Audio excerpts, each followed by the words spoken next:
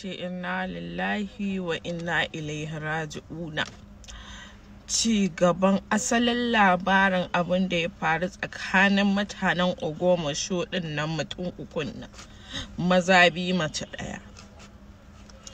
Abin nan dai sai dai a hankali, wato ku mutane ba ku tsoron Allah a wannan rayuwar. Ta ya za a ashe gaskiya aikin basir ba aikin basir akai ba, wa iyazu billahi. Ashe in gaya muku threesome ake yi.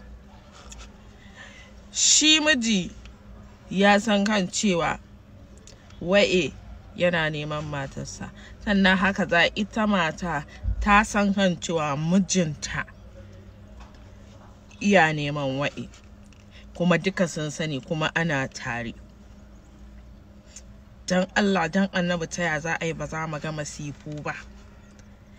Haba dan Allah al'umman musulmi, garin Kano garin musulunci, garin Kano garin manzon Allah sallallahu alaihi wasallama.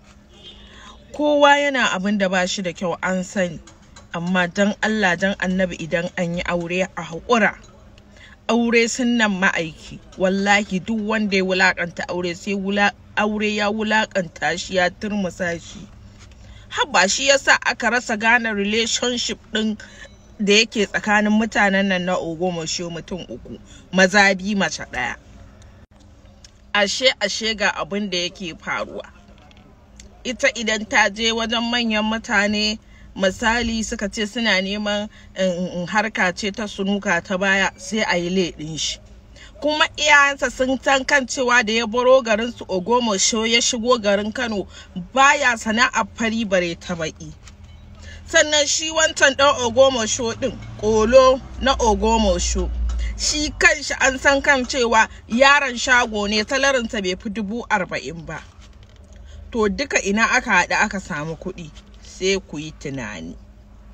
Ku yi tunani. Ina kawo muku wannan abin ne ya zama na aya. Ya zama na in mutum ma yana yi a gidan mijinsa, wallahi ya kiyayi kansa. Saboda idan ma bai kiyaya ba, wallahi sai Allah ya tona mai asiri daga nan gidan duniya har kiyama. Kuma sannan shi ɗayan garin Ogbomoso, ai iyayensa da ya gina musu gida a garinsu yake musu komai, sun san kan cewa ba sana'a ce da shi ba.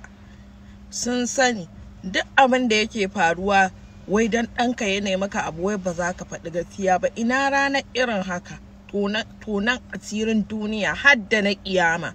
To wallahi ku kiyaye duk wanda ya taka shari'ar aure, wallahi tallahi sai Allah ya wulakanta shi. Duk wanda ya keta wa aure haddi, to wallahi ya sani wulakancin duniya da na kiyama yana tare da shi. Tunda ku in an yi magana kun rena hizba, kun rena hukuma, gani kuke in kun shiga kuna da wani dan canji ko daurin gindi za a cire ku ko? To wallahi yau muka fara. Idan ba za ku bari dan Allah ba, kwa bari dan tonan sililin duniya. Yawwa.